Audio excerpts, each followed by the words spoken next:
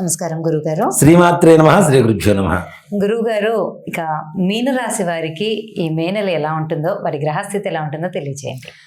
మీనరాశి వారికి ముఖ్యంగా మే నెలలో జన్మస్థానం అంటే జన్మరాశిలో శనిగ్రహ ప్రభావం ఉన్న, ద్వాదశంలో రాహు ఉన్న, షష్టమంలో కేతు ఉన్న, అర్ధాష్టమంలో గురువు ఉన్న, కుటుంబ స్థానంలో ఉన్నటువంటి కొన్ని శుభగ్రహాల కారణంగా కుటుంబంలో ఆనందదాయకమైనటువంటి వాతావరణం ఉంటుంది. దాంట్లో ఏమాత్రం కూడా సమస్య లేదు. ఎప్పటి నుంచో పడుతున్నటువంటి బాధలు కొన్ని తప్పనిసరిగా తీరిపోయి అది కూడా సంతోషకరంగా ఉండేటువంటి వాతావరణాన్ని నెలకొల్పబడుతుంది ఇంట్లో.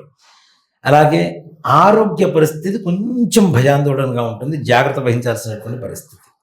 ఇంట్లో వీళ్ళ ఆరోగ్యమే కాదు, పెద్దల అనారోగ్య పరిస్థితి కూడా కొంతవరకు భయాందోళన గురి చేసేటువంటి పరిస్థితి, ఖర్చులు అధికమయ్యేటువంటి పరిస్థితి. కానీ ఖర్చులకు తగినటువంటి ఆదాయం కూడా వస్తూ ఉంటుంది, చక్కగా ఆ అవసరం తీరిపోతూ ఉంటుంది.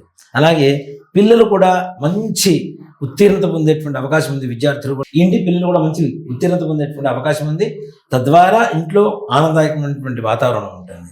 అలాగే వివాహాది శుభకార్యాలు చేసుకోవడానికి అవకాశం ఉంది. కొత్త కొత్త మిత్రుల పరిచయాలు ఉన్నాయి. వీటిల్లో కొంతమంది మిత్రులు సహాయం చేస్తుంటే కొంతమంది మిత్రులు అపాయం చేసేటువంటి అపకారం చేసేటువంటి అవకాశం ఉన్నది. కాబట్టి కొంచెం ఆచితూచి ఆలోచించి అడుగు వేయడం అనేటువంటిది సూచించదగినటువంటి విషయం. అలాగే విద్యార్థులు కూడా కష్టపడ్డ దానికి మంచి ఫలితం దక్కిందని, మంచి పేరు ప్రఖ్యాతులు దక్కినాయని చెప్పి ఆనందదాయకంగా ఉంటారు. ఇక మీనరాశిలో ఉన్నటువంటి విద్యార్థులు విదేశాలకు వెళ్ళాలనుకునేటువంటి వారికి కూడా వీళ్ళలో అధిక మంది అంటే ఎక్కువ శాతం విదేశాల్లో వెళ్ళడానికి అవకాశం బాగా కనబడుతుంది. 100లో 90% మంది దాదాపు విదేశాల్లో వెళ్ళేటువంటి పరిస్థితిలో కనబడుతుంది. అలాగే ముఖ్యంగా ఈ మీనరాశిలో ఉండేటువంటి వాళ్ళకి అనారోగ్య పరిస్థితితో పాటు వాహన ప్రమాదాలు పొంచి ఉంటాయి. కాబట్టి కొంచెం జాగ్రత్త వహించవలసి ఉంటుంది తప్పనిసరిగా. అందులో ఏళ్ళనాటి శని కూడా జరుగుతుంది కాబట్టి వాహన ప్రమాదాలు పొంచి ఉండడానికి కూడా అవకాశం ఉంది.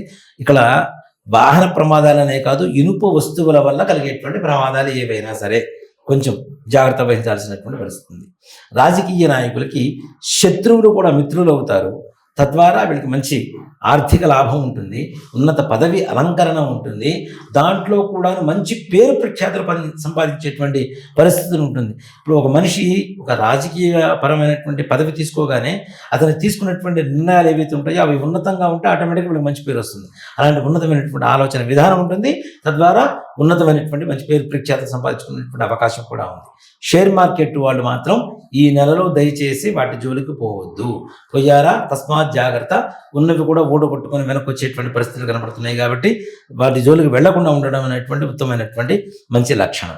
అలాగే మనకి సినిమా పరిశ్రమ వాళ్ళ పరిస్థితి కూడా తీసుకుంటే వీళ్ళకి అవకాశాలు తక్కువగా వస్తూ ఉంటాయి. వచ్చిన అవకాశాన్ని అందిపుచ్చుకోవడానికి గట్టి ప్రయత్నం చేస్తే ముందుకు వెళ్ళి మంచి సత్ఫలితాన్ని పొందడానికి అవకాశం కనబడుతూ ఉంటుంది. మరి వీరికి ఎటువంటి దేవతారాధన బాగుంటుందంటారు? ముఖ్యంగా నాన్న వీళ్ళకి ఈ నల్ల నువ్వులు బెల్లం మెత్తగా దంచి చక్కగా గోమాతకి తీసుకెళ్ళి పెట్టి రావడం ప్రతి శనివారం కూడా. అలాగే దుర్గాదేవి ఆలయానికి వెళ్ళి అమ్మవారిని నమస్కారం చేసుకొని దర్శనం చేసుకొని ప్రదక్షిణాలు చేసి రావడం శనివారం రోజున. ముఖ్యంగా ఈ 2 రకాల పరిహారాలు మీనరాశి వారికి ఇప్పుడు ఉన్నటువంటి క్లిష్ట పరిస్థితుల్లో చాలా అవసరం. కాబట్టి ఇవి చేసుకుంటే ఇంకాస్త ఉన్నతంగా ముందుకు వెళ్ళడానికి మంచి అవకాశం కనబడుతుంది.